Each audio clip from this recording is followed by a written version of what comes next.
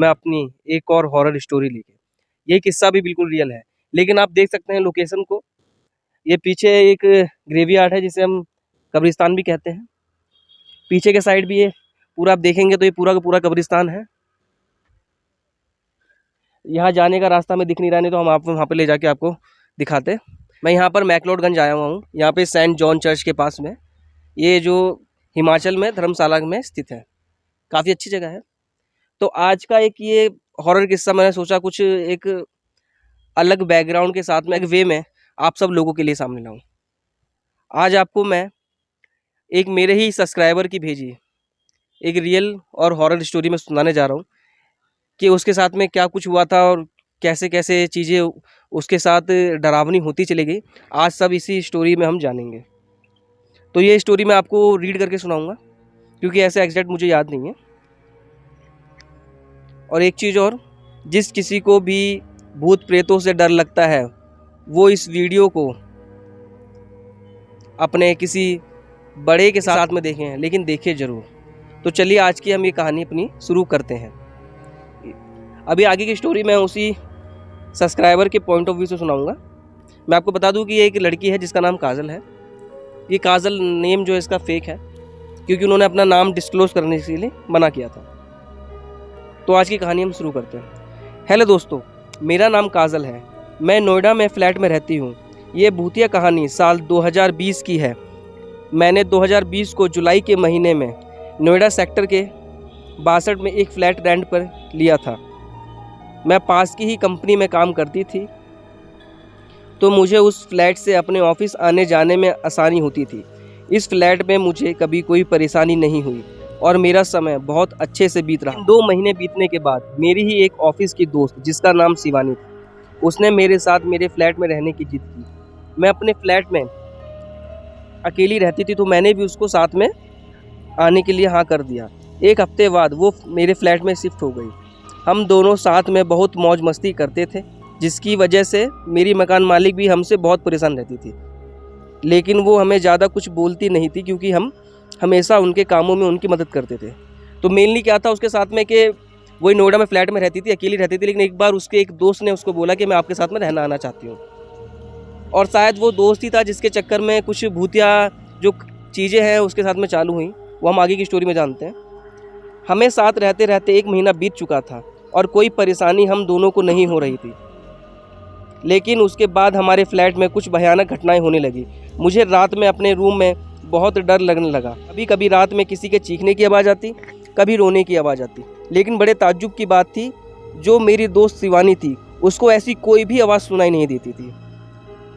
फिर मुझे लगता था शायद मेरा ही ये कोई वहम होगा क्योंकि मुझे भूतिया फिल्में देखने का बहुत शौक था, उसके बगैर मुझे रात में नींद नहीं आती थी।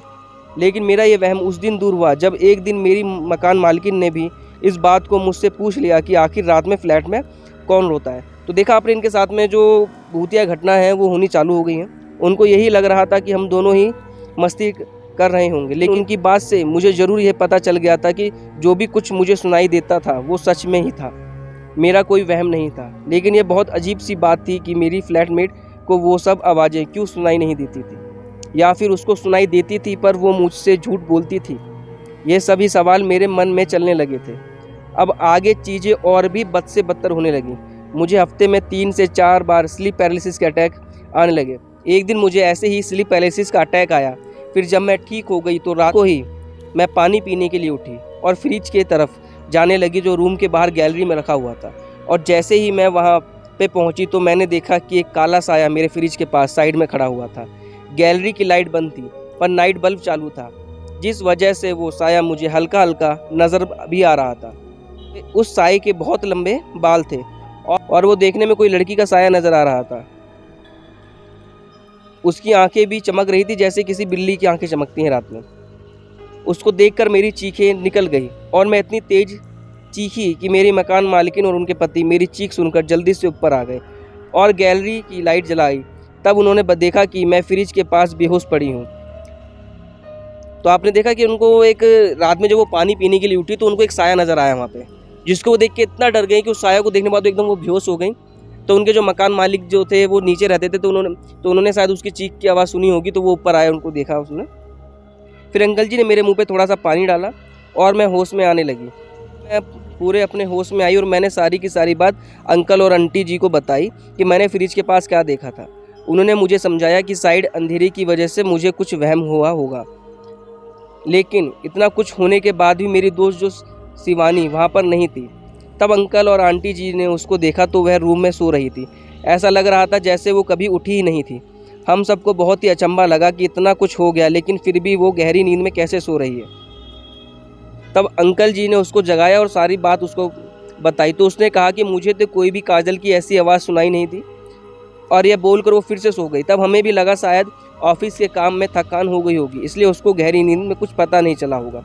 अंकल और आंटी जी भी वापस अपने रूम में चले गए और मैं भी अपने रूम में जाकर सो गई। फिर उसके 2 दिन बाद रात में अचानक आंख खुल गई और मैंने देखा कि मेरी दोस्त मेरे बगल में नहीं। उसको देखने के लिए मैं रूम से बाहर गई तो देखा कि वो गैलरी में लगी कुर्सी पर बैठी हुई है और उसके सारे बाल उसके मुंह के आगे थे। मैं उसको देखकर डर गई और चुपचाप अपने कमरे में आकर सो गई। जब सुबह मैंने उसको इस बारे में पूछा तो उसने हंसते हुए बात को टाल दिया। अब तो घर में हो रही सारी भूतिया हरकतों पर मेरा सारा ध्यान उसी की तरफ जा रहा था। अब तो मुझे उसके साथ रहने में भी डर लग रहा। उसको मना कर सकती थी और ना ही फ्लैट को खाली कर सकती थी। अब तो रात को मुझे नींद भी आनी बंद हो गई और मेरी तबीयत भी ख़राब होने लगी। अगर गलती से मुझे कभी नींद भी आ जाती तो मुझे स्लीप पैरालिसिस के अटैक हो जाते, जिस वजह से मैं और नहीं सो पाती। और रात में आवाज़ और साया देखना तो अब आम बात हो गई थी मेरे लिए। कभी कभी रात में मेरी दोस्त का कुर्सी पर बैठ जाना भी आम हो गया था। लेकिन एकदम कुछ ऐसा हुआ कि जिससे मेरी सारी सहनशीलता ख़त्म हो गई। क्या हुआ कि मैं सो रही थी, मुझे हल्की सी नींद आई और ये एकदम से आंखें खुल गईं। मैंने फ़ोन में देखा तो रात का कुछ 1 बज रहा था। मैंने फिर देखा तो मेरी दोस्त शिवानी अपनी जगह पर नहीं थी। तभी मुझे अचानक से एक बिल्ली के चिल्लाने की आवाज़ आई, जैसे कोई बिल्ली दर्द से तड़प रही हो। और 2 मिनट बाद वो आवाज़ एकदम शांत हो गई। मुझे कुछ समझ नहीं आया और उस टाइम मुझे बहुत तेज़ प्यास लग रही थी, तो इसलिए मैं पानी पीने के लिए ही रात में उठी। लेकिन मैं इस बात को भी जानती थी कि कहीं ना कहीं शिवानी भी बाहर कहीं कुर्सी पर बैठी होगी। तो मैं बहुत आराम से धीरे धीरे फ्रिज की तरफ जाने लगी और उसको कुछ पता ना चले, इसलिए मैं बिना आवाज़ किए आगे बढ़ रही थी। और जैसे ही मैंने कमरे से बाहर फ्रिज की तरफ देखा तो इस बार मेरी दोस्त कुर्सी पर नहीं बल्कि फ्रिज के पास ही ज़मीन पर बैठी थी और वो कुछ खा रही थी। एक अजीब सी मांस की स्मेल वहाँ से आ रही थी। जब मैंने ध्यान से देखा तो मेरी दोस्त किसी जानवर का कच्चा मांस खा रही थी और शायद वो मांस उसी बिल्ली का था जिसकी थोड़ी देर पहले मैंने अभी आवाज़ सुनी थी। मेरी दोस्त उस बिल्ली की हड्डी और मांस को अपने दांतों से चबा रही थी और हड्डी चबाने की बहुत तेज़ आवाज़ भी आ रही थी। उसके चारों तरफ खून बिखरा हुआ था। ये सब देखकर मेरी हालत ख़राब हो गई। अब तो मुझे जान का खतरा लगने लगा। मैं चुपचाप अपने बेड पर आकर लेट गई और हनुमान चालीसा पढ़ने लगी और पता नहीं कब मुझे नींद आ गई और मैं सो गई। सुबह जब मेरी आँख खुली तो मैंने देखा कि मेरी दोस्त शिवानी कमरे में सो रही थी और उसको देखकर ऐसा लगा कि जैसे रात को कुछ हुआ ही नहीं है। मैंने फ्रिज के पास भी जाकर देखा तो वहाँ भी सब कुछ साफ था, लेकिन उस रात को जो कुछ हुआ वो मुझे अच्छी तरह से याद था और मेरा कोई सपना नहीं था वो। लेकिन अब मेरा सब्र टूट चुका था और मैंने जाकर सारी की सारी बात अपनी मकान मालिकिन को बताई। उनको भी थोड़ा सा शक हुआ क्योंकि आवाज़ें तो उनको भी रात में सुनाई देती थी। तब उन्होंने सारी बात अंकल जी को बताई। वो अंकल जी मुझे अपने साथ एक मंदिर में ले गए। वो मंदिर बालाजी महाराज का था। उन्होंने सारी बात उस मंदिर के मेन पुजारी को बताई।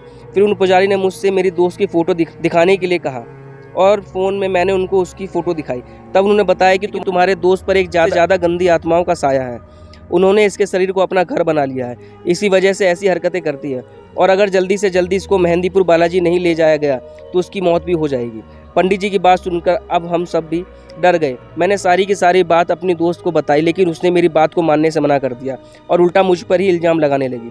लेकिन मैंने ये सोच लिया था कि अब अगर ये इलाज नहीं कराएगी तो मैं इसके साथ अब नहीं रहूँगी।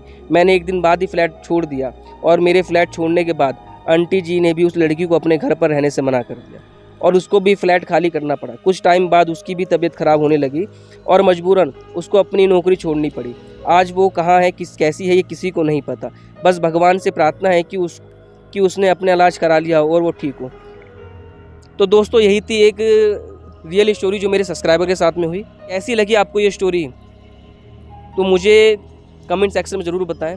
और अगर आपके पास भी ऐसी ही कोई भूतिया स्टोरी है, कोई रियल इंसिडेंट है जो आपके साथ हुए हैं, तो मेरे साथ मेरी मेल आईडी पे ज़रूर शेयर कर सकते हैं। मैं मेल आईडी डिस्क्रिप्शन में डाल दूँगा।